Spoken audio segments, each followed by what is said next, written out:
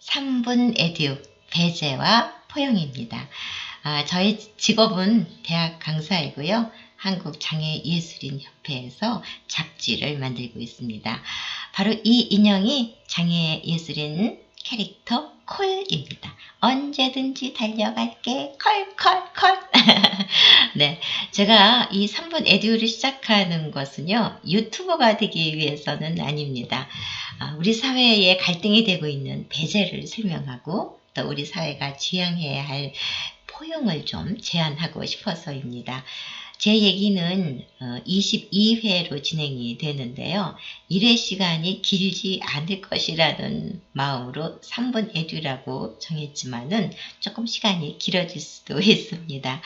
하지만 3분처럼 지루하지 않게 느끼게 할 자신이 약간은 있습니다.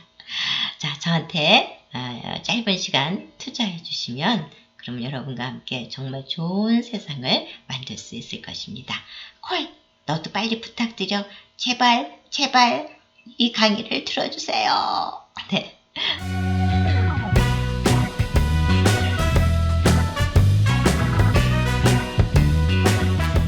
자, 콜! 이제 16회야. 오늘은 그 사람 장애인이었어? 이것이 제목이야. 콜, 너는 장애예술인이지? 그래, 그럼 강의 시작할게. 자, 제가 방송작가를 하면서 가장 많이 들었던 피드백이 그 사람 장애인이었어? 하는 거였습니다. 여러분들도 분명히 그렇게 생각하실 거예요. 이 사진은 이솝의 흉상인데요. 가슴이 볼록 솟은 모습이죠? 그렇습니다.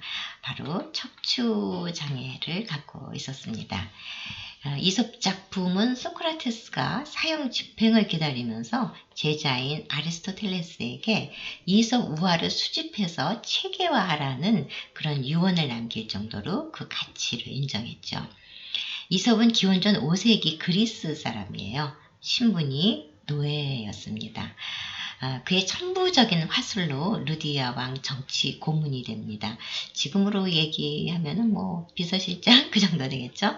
그러다 모함을 받아서 죽음을 맞이하게 되죠. 지금이나 예전이나 그렇게 정치에는 참 무서운 것 같습니다.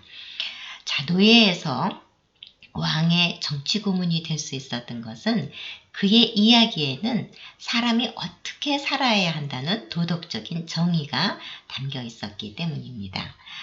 이솝 우화는 재미로 읽었다가 나중에 끝나고 나면은 하는 깨달음이 있게 되는 아주 멋진 그런 이야기들입니다. 자, 이솝 우화는 14세기 프라누데스에 의해서 이솝전으로 문자화가 되었어요. 그러다가 1927년 프랑스 작가 에밀 샹브리가 대중적인 이솝전으로 발간을 했습니다. 이솝은 문학의 창시자라고 불리는데요. 그의 우화는 오늘날 지구 곳곳의 어린이들에게 재미있는 이야기로 그렇게 즐기고 있습니다. 저도 어렸을 때 이솝 우화 엄청 좋아했었는데 나중에 장애인인 거를 알고 헐 이것이 아니라 우와 하는 그런 감동이 있었어요. 자, 이 사람은 밀턴인데요. 밀턴 하면은 신라곤이 떠오르죠. 밀턴은 르네상스 최대의 시인입니다. 그는 영국 관직에 있다가 과로로 실명을 했는데 실명한 후에 글을 쓸 수 없으니까 6살 난 딸의 대필로 1967년 대서사시 신라곤을 발표합니다. 밀턴은 그 후에도 투사삼선이라든지 등등 많은 작품을 남겼어요. 솔직히 신라곤이라는 작품 자체에 많은 이해를 하는 것은 아니지만은 이렇게 대서사시를 쓸 수 있는 작가가 흔치 않았습니다. 자, 이 사람은 스웨덴 집회에 초상화가 등장할 정도로 그 스웨덴에서는 아주 영웅입니다. 바로 셀마 라겔레프인데요. 저는 이분에 대해서는 조금 많은 것을 좀 여러분들이 기억해 주셨으면 합니다. 셀마는 노벨 문학상을 수상한 첫 번째 여성 작가입니다. 자, 첫 번째를 기록하기는 굉장히 어렵죠. 왜냐하면 그 높은 벽을 깼어야 되니까. 셀마는 지체장애인이었어요. 자부심이 생겨요. 야, 노벨 문학상을 받은 최초의 여성이 장애인이었구나. 여성 장애인 이렇게 실력이 있습니다. 장애 때문에 학교에 가지 못하고 가정교사에게 교육을 받았어요. 근데 집안 사정이 어려워진 후에 24살에 학교에 갑니다. 사범학교에 갔죠. 그래서 초등학교 교사가 되었어요. 근데 글쓰기에 대한 열망이 가슴속에 있었기 때문에 여성 잡지 현상공모에 작품을 내가지고 입선을 합니다. 그래서 그 다음부터는 작가 생활을 하게 되는데요. 초등학교 부독본, 그러니까 부교재쯤이 되는 거죠. 이걸로 집필한 닐스의 모험. 여러분들 닐스의 모험은 많이 들어보셨을 텐데 이것이 많은 사랑을 받으면서 작가로서 성장하죠. 그러다 드디어 1909년 여성 작가로서는 최초로 노벨 문학상을 수상합니다. 자, 이 사람은 여러분들이 너무나 잘 아시는 20세기 최고의 문인 셰익스피어입니다.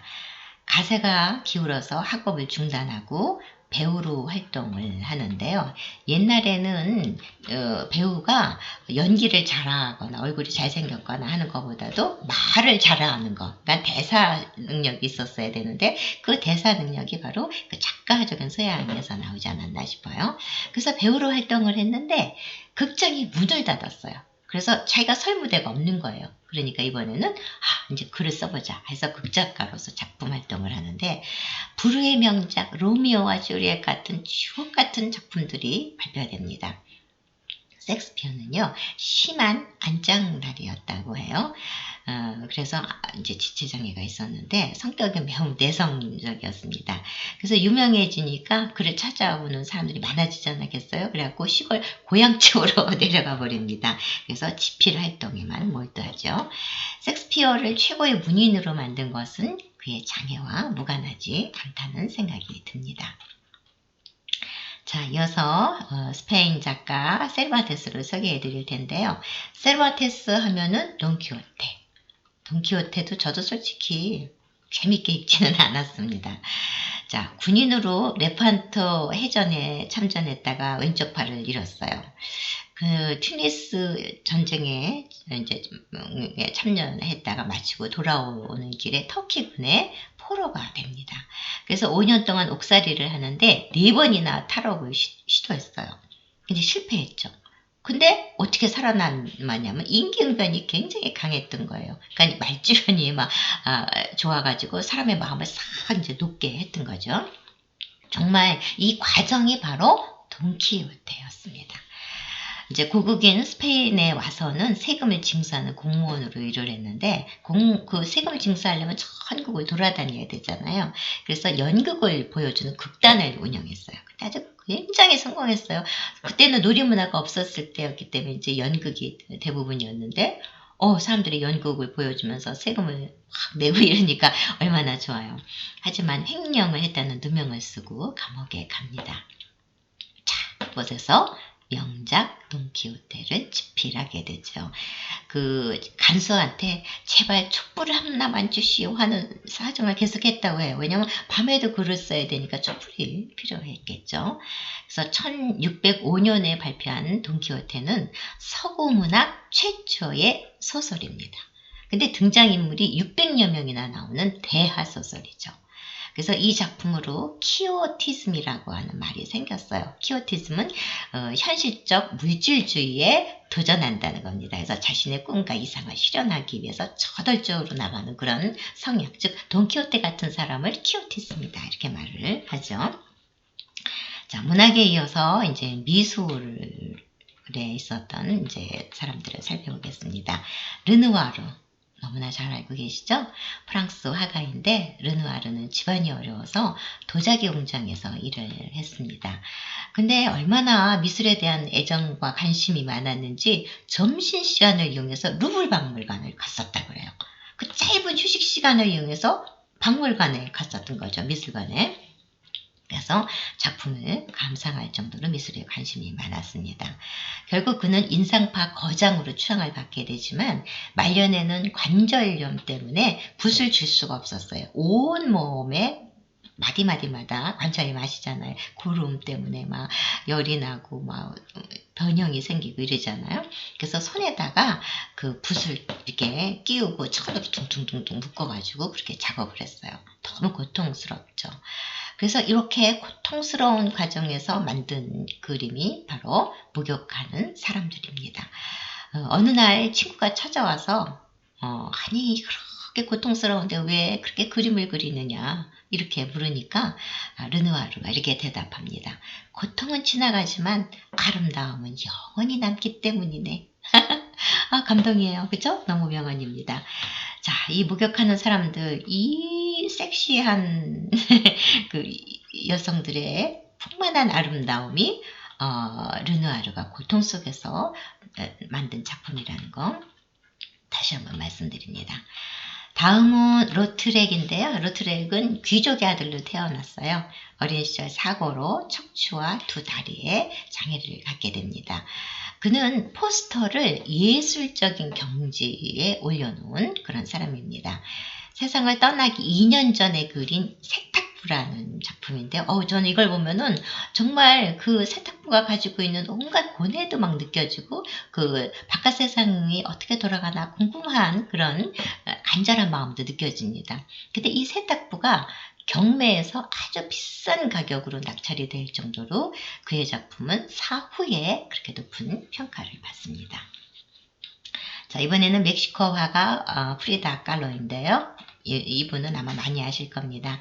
소아마비로 오른쪽 다리가 불편했죠. 근데 교통사고가 나는 바람에 척추를 다쳐서 30번이나 수술을 했다고 합니다.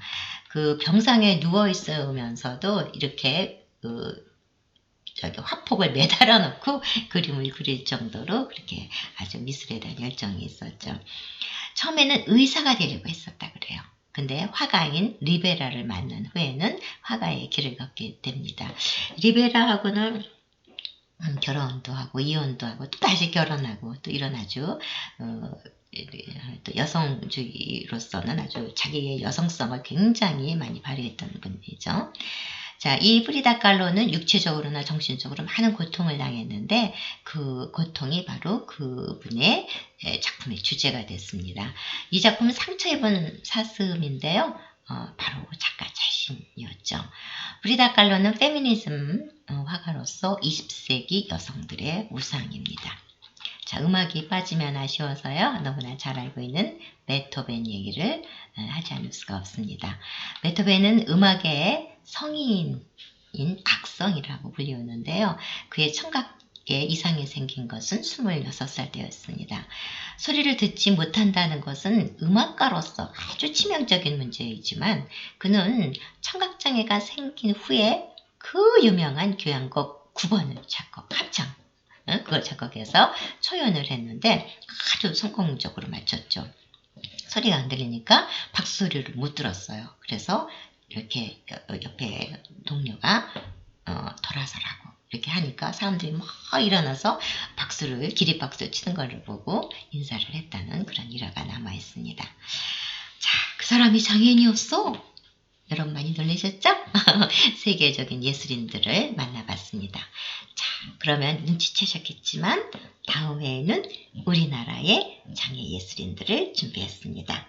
바로 우리 콜이 가장 사랑하는 콜이 사랑받는 그런 장애 예술인들 준비했으니까요. 기대해주세요.